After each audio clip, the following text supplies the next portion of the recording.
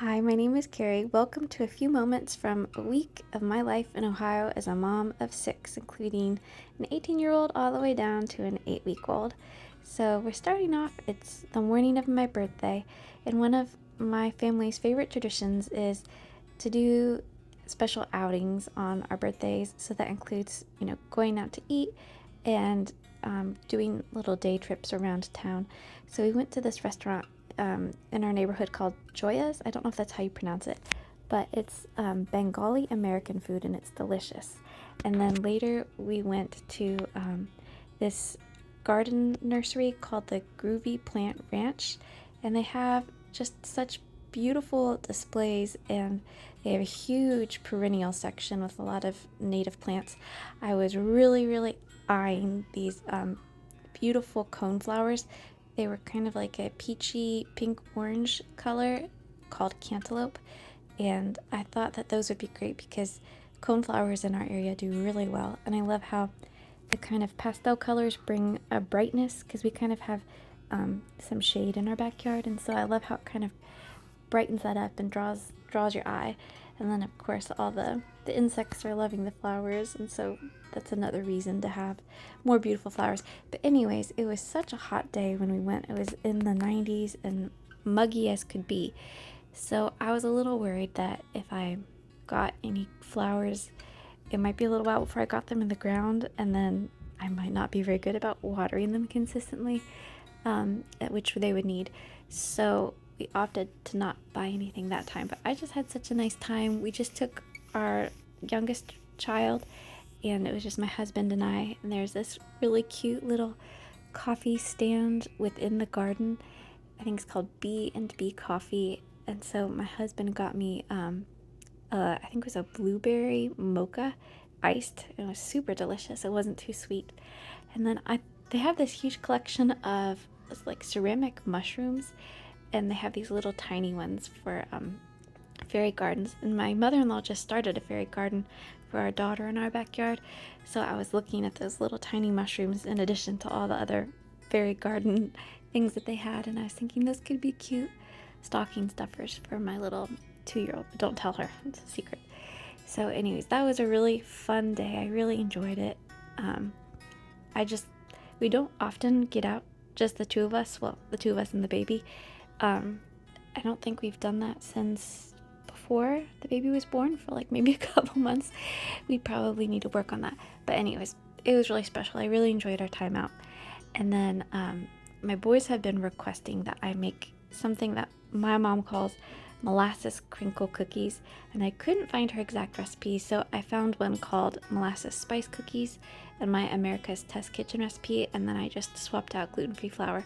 So it's basically all the good stuff. It's butter, sugar, brown sugar, flour. I used the King Arthur Measure for Measure gluten-free flour, and I subbed it out 1-for-1.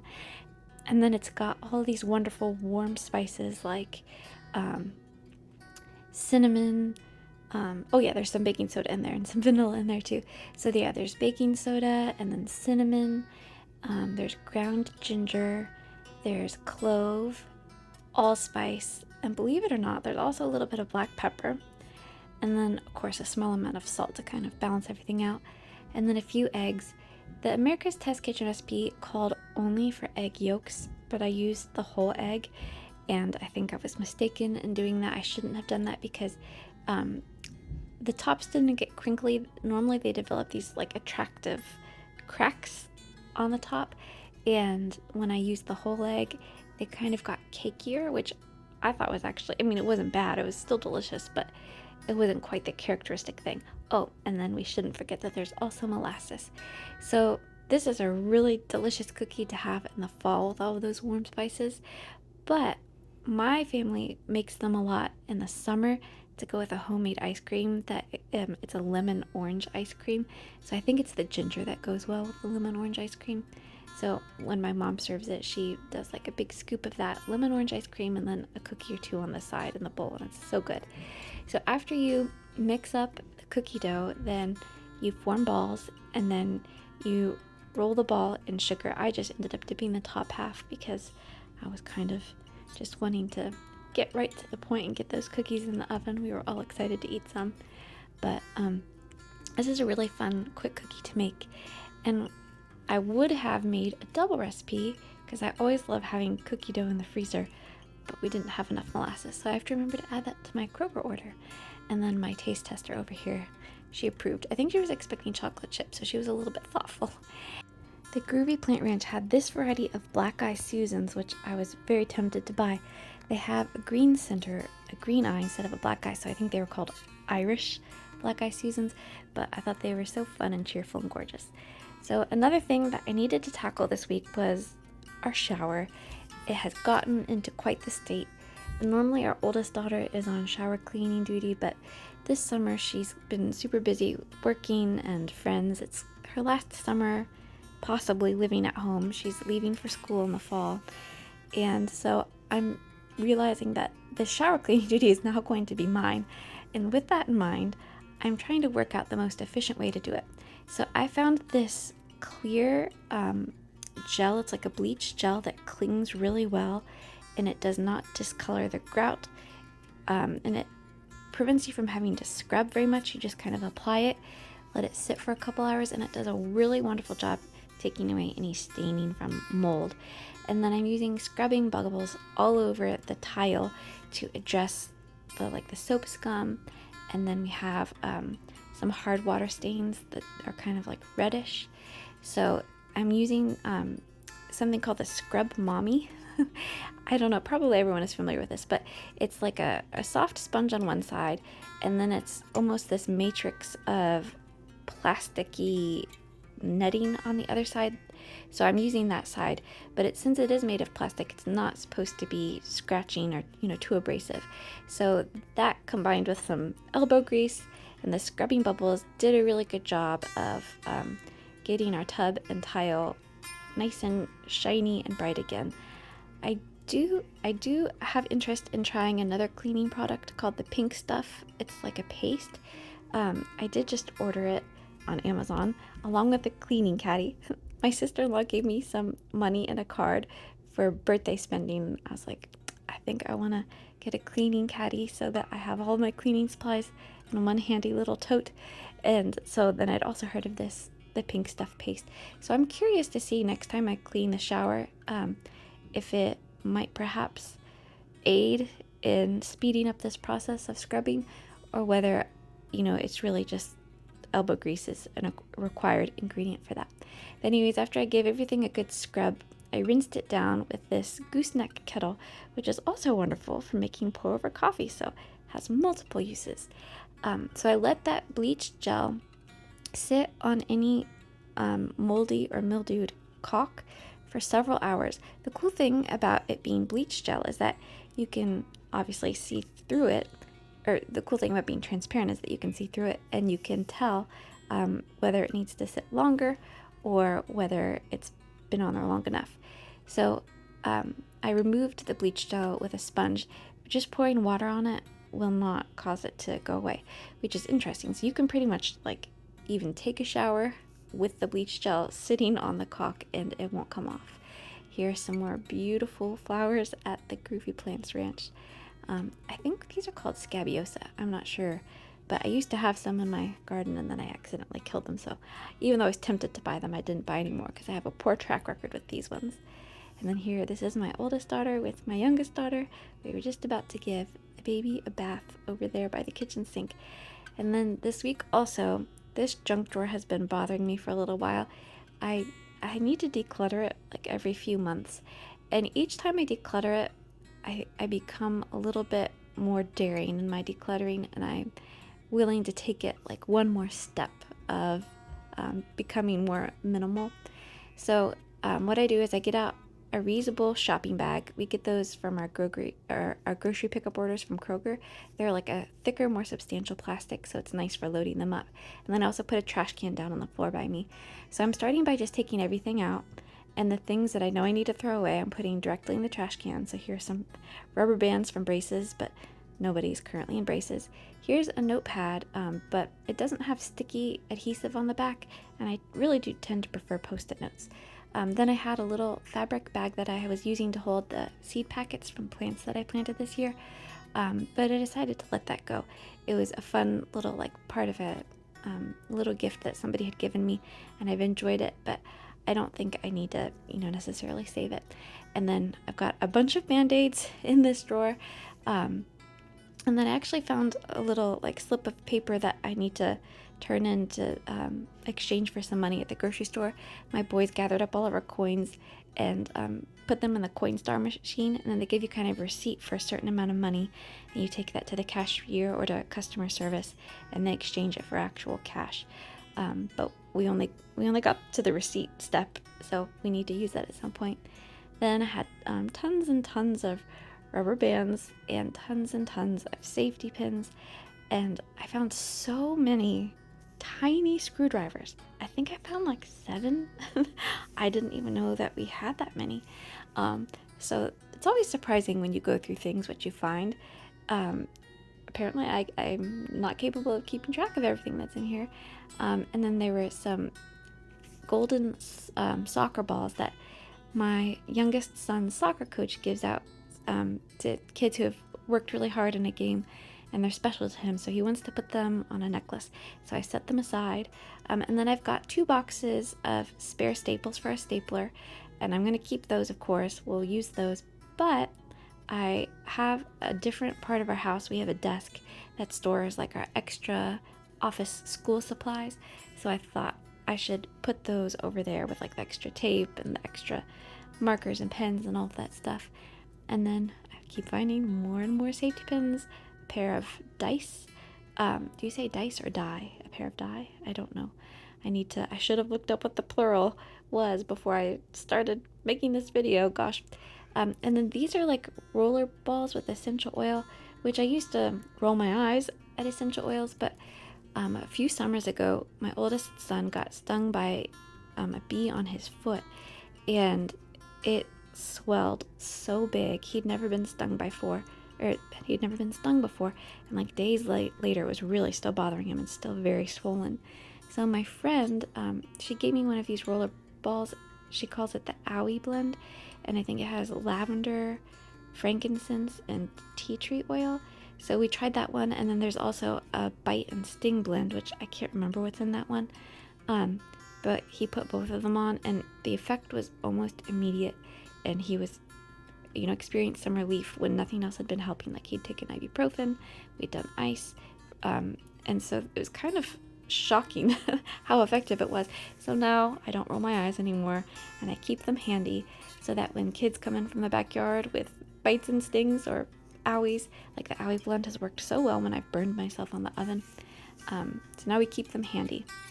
That's why I also keep the Band-Aids in this drawer too. We have some upstairs in the medicine cabinet, and then we have some down here. But Band-Aids should always be in the kitchen drawer, ready to apply to injuries when people come in from out back or from the front. So I keep finding, that was a bubble wand that didn't have any bubble solution in there anymore. And then I have a lot of remotes from these battery operated candles. Then we have TV remotes. So I'm making a pile of all of our remotes. I'm kind of putting things together. You can see I found a lot of lip balm. I'm going to put that tape over with our other school supplies in a different room. And then I found a bag of golden coins, which belonged to one of my boys. So that went in the drawer under their bed, which is where they keep their personal belongings. There's the measuring tape. I'm taking it out, but I'm going to put it back in because I just want to get this drawer wiped out once it's empty. But I do find that it is very handy to have a measuring tape easily accessible, not with my husband's tools, because he's always moving things around and I can never find things when I need them. So I like to have my own measuring tape available. So if I want to take dimensions of an area where I need to find a piece of furniture for, things like that, it's available and handy. So here, this little container is just full of highlighters, dry erase markers. That right there was a little blade that you put on your keychain, which I think is handy. So I put that where we keep our keychains. My one son is going to be getting his license before too long, and so I think that could be a handy thing to have on his keychain. I have a Swiss Army knife on my keychain. My mom had a Swiss Army knife on her keychain growing up, and I always thought that it came in handy. You never know when you need tweezers or scissors or a blade. So I've decided to get rid of the dry erase markers in this container because most of them are dry, they've dried up. and so they're not very good anymore. And then I really only need one permanent marker at a time.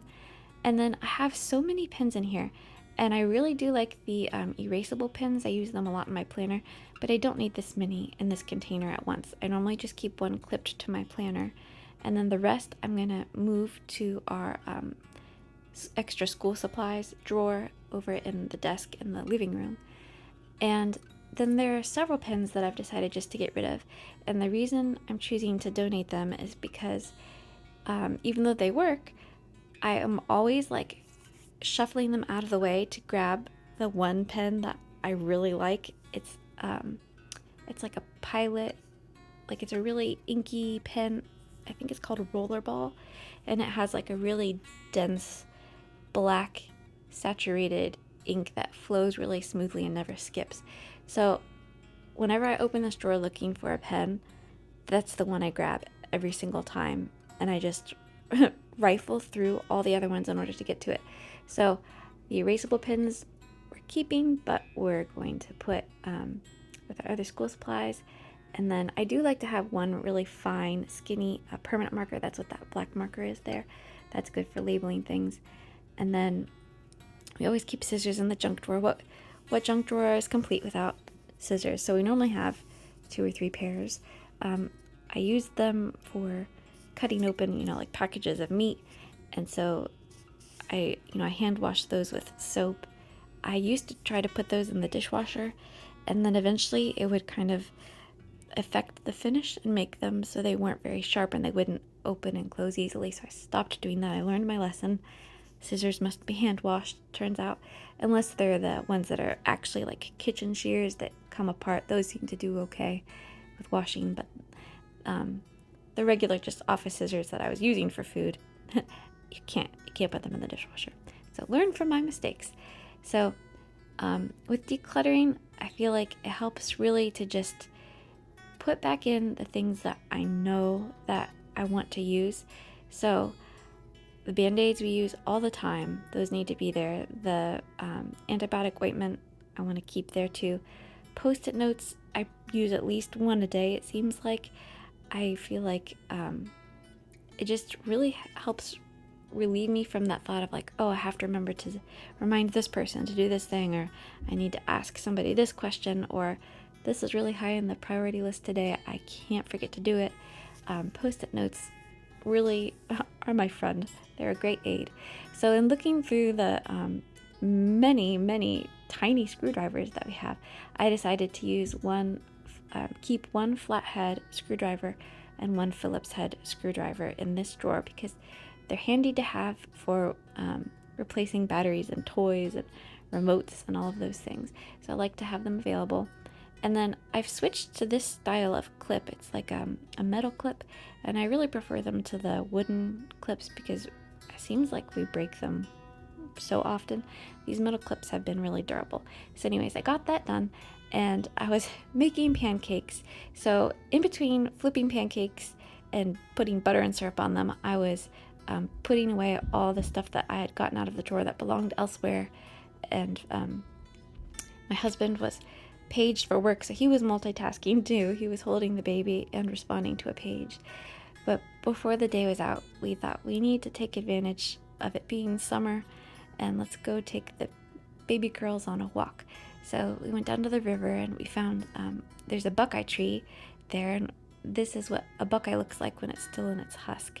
So my daughter found that, and then we also had to go get some ice cream. She's got cotton candy ice cream, and it's not my preference. If you had to ask me what I would get a turtle sundae, it's vanilla bean ice cream with butterscotch and chocolate sauce and toasted pecans and whipped cream and a cherry. So that's what I would get.